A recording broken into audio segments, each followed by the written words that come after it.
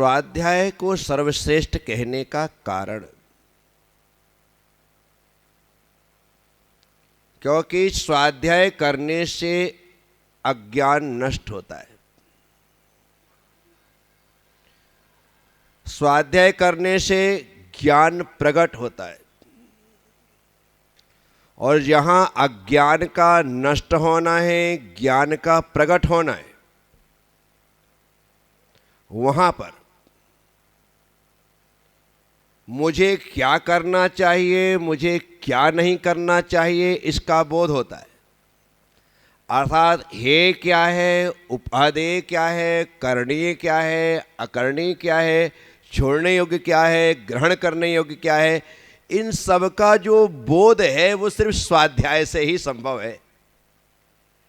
आपको ज्ञान नहीं होगा तो आपकी प्रत्येक क्रिया अज्ञान के साथ होगी, और अज्ञान के साथ जो क्रिया है, जो चर्या है, जो आचरण है, वह कभी सम्यक नहीं हो सकता। क्योंकि आपको क्रिया कैसी करनी चाहिए, आचरण कैसे पालना चाहिए, चर्या कैसी होनी चाहिए, इसका बोध ही नहीं है तो आप पालन कैसे करें। तो ज्ञान को कारण से स्वाध्याय को 12 तपों में सर्वश्रेष्ठ कहा गया है, क्योंकि इस तप के द्वारा ही हम समझते हैं कि मुझे अनशन करना चाहिए, मुझे उनोदर करना चाहिए, मुझे व्रत परिसंख्यान करना चाहिए, मुझे रस परित्याग करना चाहिए, मुझे काय क्लेश करना चाहिए, मुझे कायोत्सर्ग करना चाहिए, मुझे प्रायश्चित लेना चाहिए, मुझे विनय करना चाहिए, मुझे वैयावृत्ति करना चाहिए। किससे पता चला? ज्ञान से। और ज्ञान कहाँ से आया? स्वाध्याय से। तो मुझे यदि सही दिशा कोई देने वाला है तो वह ज्ञान है, और उस ज्ञान की प्राप्ति स्वाध्याय से है। आप कितनी भी क्रिया करो, यदि वह ज्ञान से रहित है तो आपका अभिषेक भी सम्यक नहीं है, आपकी पूजा भी सम्यक नहीं है, आपकी जाप भी सम्यक नहीं है, आपका पाठ भी सम्यक नहीं है, कुछ भी सम्यक नहीं हो सकता। क्योंकि आप जानते नहीं कि अभिषेक कैसे किया जाता है। वो तो तुमने दूसरे को धोती दुपट्टा पहने देखे और आपने भी लपेट लिया, दूसरों को जल डालते हुए देखा है, आपने भी डाल दिया। लेकिन अभिषेक क्या है, अभिषेक की महिमा क्या है, अभिषेक का फल क्या है, अभिषेक कैसे किया जाता है, उसकी विधि क्या है, मुझे किस प्रकार से करना चाहिए, ये सारा का सारा ज्ञान जिस दिन हो जाएगा उस दिन अभिषेक का आनंद अलग ही आएगा। अभी आपने देखा देखी का आनंद लिया है, लेकिन आपने लिखा पढ़ी का, समझदारी का आनंद नहीं लिया है। जिस दिन हमें उन भक्ति पाठों का, उन अभिषेक के पाठों का, उन मंत्रों का शुद्ध उच्चारण के साथ उसका अर्थ, उसका भाव सब समझ में आ जाए, फिर कहना ही क्या है। अभी जब हम बिना जाने इतना आनंद ले रहे हैं तो जानकर के कितना आनंद आएगा, ये सोचने जैसा है। इसीलिए प्रत्येक व्यक्ति को लगातार जानने की चेष्टा, जानने की कोशिश करनी चाहिए। अब हुआ यह है कि हम जिस स्थान पर हैं वहां पर ठहर करके रह गए। हमें लगता है कि हमारी पढ़ाई पूरी हो गई, अब हमें और कुछ पढ़ने की आवश्यकता नहीं। जीवन का जो आखिरी क्षण है ना, तब तक पढ़ाई पूरी नहीं होती। उस समय तक आपको अपने आप को जागृत रखना है, सावचेत रखना है, अलर्ट रखना है, तब जाकर के आप इस जीवन में कुछ कर जाएंगे। सब कुछ नहीं, कुछ। इतना करने के बाद मैं आपसे कहता हूं ना, बच्चा स्कूल जाता है,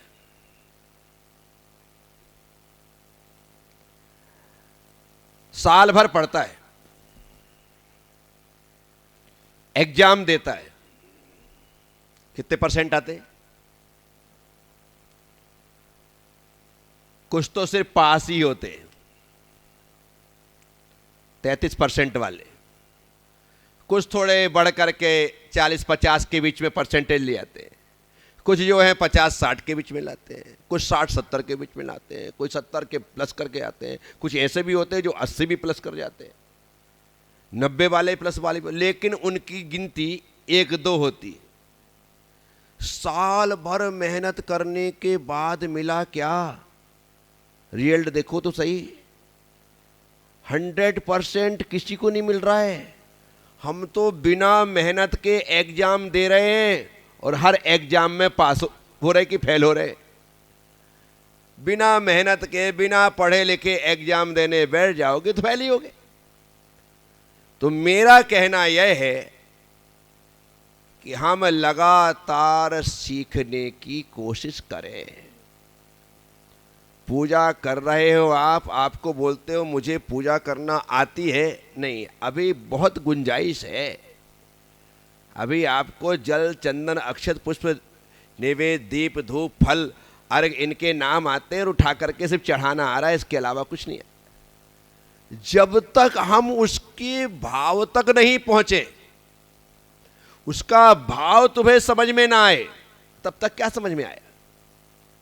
अभी तो सिर्फ शब्द बोध है, अर्थ बोध नहीं है और भाव बोध नहीं है। तो ये जो पढ़ाई है वो पढ़ाई यही है कि आपने शब्द ज्ञान लिया है, अर्थ ज्ञान भी ले लो, भाव ज्ञान भी ले लो, आगे बढ़ते चलो, सीखते रहो। मुझे जाप करना आती है, मैं जाप कर रहा हूं। मुझे ऐसा भ्रम है कि मुझे जाप करना आती है, ऐसा भ्रम है। यदि जाप करना आती तो वो जो पंक्तियां हैं ना, एसो पंच नमो यारो सब पाव पणाशणो मंगलाणम च सब्बेसिम पढ़मम होई, यह पंच नमस्कार मन सभी पापों को नष्ट करने वाला है। क्या कहा? सभी पापों को। परंतु वो सब पापों को नष्ट कब करेगा? खाली हमने ऐसे बैठे नमो ऐसे हो जाएगा नष्ट क्या? तुम तो मंत्र को ही नष्ट कर रहे हो। मंत्र क्या नष्ट करेगा? हमने कितना अशुद्ध पढ़ा, कितने अक्षर छोड़े, कैसा उच्चारण किया, जब तक जिस प्रकार से जिस शब्द का उच्चारण जैसे किया जाता है वैसे शांत दशा में बैठ करके उच्चारण नहीं किया या जप नहीं किया तो वह सब पाप पणाशनो नहीं हो सकता। आपके हमारे सभी पापों को नष्ट नहीं कर सकता है। जिस मंत्र में इतनी ताकत, इतनी ताकत, इतनी ताकत है, वह हमारे समस्त आदियों को, व्याधियों को नष्ट कर सकता है एक क्षण में, और नहीं हो रही है तो बात क्या है? डॉक्टर ने दवाई तो बराबर दी थी, लेकिन तुमको दवाई लेने की विधि पता नहीं है, तो बस ऐसा ही चल रहा है। जो विधियां बताई गई हैं हम उन विधियों पर ध्यान देते ही नहीं हैं, या धीरे धीरे करके वो विधियां जब हमारी आदत बन जाती हैं तो वो प्रमाद से ग्रसित हो जाती है, और प्रमाद से ग्रसित हो जाने की वजह से क्रियाएं हो रही हैं लेकिन उनका फल हमें प्राप्त नहीं हो पाता। ये सामान्य चीजें थोड़ी है, हमने हर चीज को हल्के में ले रखा है। यदि करें देव पूजा, गुरु पास्ती, स्वाध्याय, संयम, तप और दान, ये 6 कर्तव्य श्रावकों के हैं, प्रतिदिन करने हैं। समता, स्तुति, वंदना, प्रतीकवन, प्रत्याख्यान और कायसर्ग, ये 6 आवश्यक साधुओं के इन्हें प्रतिदिन करना है। तो प्रतिदिन करने का मतलब ये नहीं है कि खाना पूर्ति करना है। और अभी सभी लोग करने के नाम पर सिर्फ कर रहे हैं, लेकिन उनकी जो भाव वासना होनी चाहिए वो नहीं हो पाती। इसी कारण से उन क्रियाओं का जो फल मिलना चाहिए वो फल प्राप्त नहीं होता है। तो हम अपने कारण ही वंचित हैं, दूसरा हमें वंचित नहीं कर रहा है। हम अपने कारण ही लुटे और पिटे हैं, कोई हमें लूट पीट नहीं रहा है, हम खुद अपनी ही हाथ से गलती करिए जा रहे हैं। समय पूरा लग रहा है, पूरा सुबह से लेकर के शाम तक पूरा समय दे रहे हैं, लेकिन पूरा समय देने के बावजूद भी हम पूरी तरह से उन क्रियाओं को नहीं कर रहे हैं। समय तो पूरा दिया जा रहा है, लेकिन पूरी तरह से नहीं करने की वजह से समय तो जाया हो रहा है, लेकिन क्रियाओं का फल प्राप्त नहीं हो। किसान ने खेत में बीज बोए, किसान ने खेत में बीज बोए, बीज तो बो दिए, लेकिन बीज बोने के बाद उन बीजों का पक्षियों से कैसे रक्षण करना है, उन बीजों को कैसे अंकुरित होना है, उन बीजों में कब पानी देना है, कब खाद देना है, किस प्रकार से निंदाई करना है, क्या क्या करना है, वो सारे काम तो करने पड़ेंगे ना। मैंने तुमने नियम के बीज तो इस मन रूपी आत्मा रूपी खेत में बो दिए हैं, लेकिन यदि हमने उनका रक्षण संरक्षण नहीं किया, उनको समय पर खाद पानी नहीं दिए, तो वो सब का सब नष्ट हो जाने वाला है, एक भी नहीं पनपने वाला। तो लगातार सीखने की जरूरत है। मैं जो कर रहा हूं बढ़िया कर रहा हूं, मुझे ज्ञान मत दो, ऐसा कहने वाले आपको सैकड़ों लोग मिल जाएंगे। आप अपना करो, मुझे आप मत बोलो, मुझे सब पता है क्या करना है। नहीं बोलते ऐसा लोग? बोलते हैं। मंदिर में जाओ तो ऐसा बोलते हुए दिखाई देंगे, जाप वाले दिखाई देंगे, पाठ वाले दिखाई देंगे, स्वाध्याय वाले दिखाई देंगे, अभिषेक वाले दिखाई देंगे, आहार दान में दिखाई देंगे, हर जगह। बस आप अपना ज्ञान अपने पास रखो, मुझे तुम्हारे ज्ञान की जरूरत नहीं है। ऐसा बोलने वालों की कमी धरती में नहीं है। इसलिए मैं आप सबसे कह रहा हूं क्या कि हमें ज्ञान की जरूरत है। ऐसा कभी मत कहो कि मुझे ज्ञान की जरूरत नहीं है। हर पल ज्ञान की जरूरत है और हर पल ध्यान की जरूरत है। ज्ञान की भी जरूरत है और उस ज्ञान को पाने के लिए यदि आपने ध्यान नहीं दिया तो ज्ञान मिलने वाला नहीं। अभी मैं आपको सुना रहा हूं ना, यदि मैं ज्ञान दे रहा हूं तो तुमको ज्ञान ध्यान से लेना पड़ेगा। कैसे लोगे? ध्यान से लेना पड़ेगा। यदि ध्यान से नहीं सुना तो ज्ञान मिलने वाला नहीं। एक एक अक्षर को, एक एक शब्द को बहुत ध्यान से सुनना पड़ता है, अन्यथा बोला कुछ जाता है, सुना कुछ जाता है, समझा कुछ जाता है और इसलिए किया कुछ जाता है। रवि महाराज ने जैसे ही बोला था, एक काम करते हैं, जो रिकॉर्ड हुआ है सुन लेते हैं, पता लग जाएगा कि वैसा ही बोला था या तूने और कुछ सुन लिया। फिर पता चलता है कि मैंने ही गलत सुना है, गुरुदेव ने ऐसा नहीं कहा था। बोला कुछ जा रहा है, सुना कुछ जा रहा है, लिखा कुछ जा रहा है, पढ़ा कुछ जा रहा है। इस कारण से जो जैसा करना चाहिए वैसा कोई कर नहीं पाता है। ध्यान से सुनो, तभी ध्यान से सुना गया ज्ञान ही आपके लिए सद्ज्ञान होगा। अन्यथा यहां वहां देखते हुए सुन रहे हैं तो उपयोग दूसरी जगह लग गया, काम खत्म। उपयोग की स्थिरता बहुत जरूरी है। जरा सा कुछ भी विकल्प हमारे सामने आ जाए तो वह हमारे ध्यान को भटका देता है। पूजा में देखो, पाठ में देखो, विधि में देखो, विधान में देखो, हमारे दुख का कारण जो है ना वो ध्यान भटकना ही। यहां पर बात इतनी ही चल रही है कि स्वाध्याय करिए। क्या करिए? क्या करिए?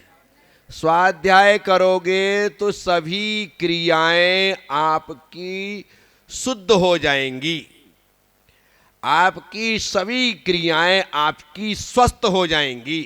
अभी सभी क्रियाएं बीमार हैं।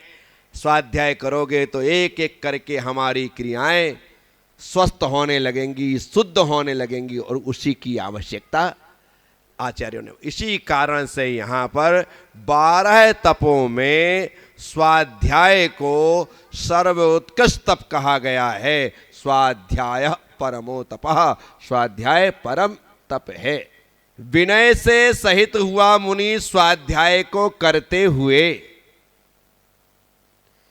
विनय गुण चाहिए। स्वाध्याय और स्वाध्याय के द्वारा प्राप्त हुआ ज्ञान हमारे अहंकार का कारण ना बने। हमारा स्वाध्याय, हमारा ज्ञान हमारी विनम्रता का कारण बने। आपने किसी को नमस्कार कर लिया तो क्या हुआ? जाता कुछ भी नहीं है। पैर छूने से, प्रणाम करने से, किसी को नमन करने से ये मान के चलना घटेगा कुछ भी नहीं, लेकिन बढ़ेगा बहुत, बढ़ेगा बहुत। क्योंकि जैसे ही हम झुकते हैं तो भीतर खाली हो जाते हैं, और जब खाली होते हैं तो भरने की संभावना बहुत बढ़ जाती कि लो भरो भाई। जब तुम पहले से भरे हो तो अब तुम्हारे भीतर क्या डाला जाएगा? जैसे ही हम झुकते हैं खाली हो जाते हैं। तो यहां पर कहा जा रहा है कि विनय से सहित हुआ मुनि स्वाध्याय को करते हुए क्या करे? पंचेंद्रिय से संवृत और तीन गुप्ती से गुप्त होकर एकाग्र मन वाला हो जाता है। यही स्वाध्याय का फल है। क्या है? यही स्वाध्याय का फल है। तो सबसे पहले हमें पंचेंद्रिय के विषय व्यापार से रहित होना है, क्योंकि ये व्यापार चलते रहेंगे तो आप भोगों को ही भोगते रहेंगे, उन्हें छोड़ नहीं पाएंगे। यहां पर इतनी ही बात है।